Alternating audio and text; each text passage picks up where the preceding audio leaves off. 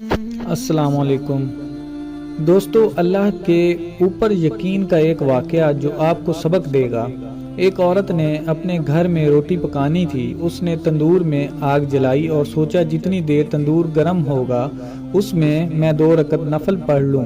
چنانچہ اس عورت نے نفل پڑھنا شروع کر دیا۔ شیطان کو گوارا نہ ہوا، اس نے عورت کے چھوٹے بچے کو تندور کے قریب کر دیا۔ عورت کو آ کر کہا کہ نماز توڑ دے، بچہ آگ میں گر جائے گا، لیکن عورت نے پرواہ نہ کی اور شیطان کو اس کے نماز پر غصہ لگا اور بچے کو اٹھا کر جلتے تندور میں ڈال دیا اور عورت سے آ کر کہا کہ نماز توڑ دے، یہ بعد میں ادا کی جا سکتی ہے لیکن بچہ واپس نہیں آئے گا اگر جل گیا تو عورت نے نماز مکمل کی اور آ کر دیکھا تو واقعی تندور کی شعلے مارتی آگ میں بچہ پڑا ہوا ہے۔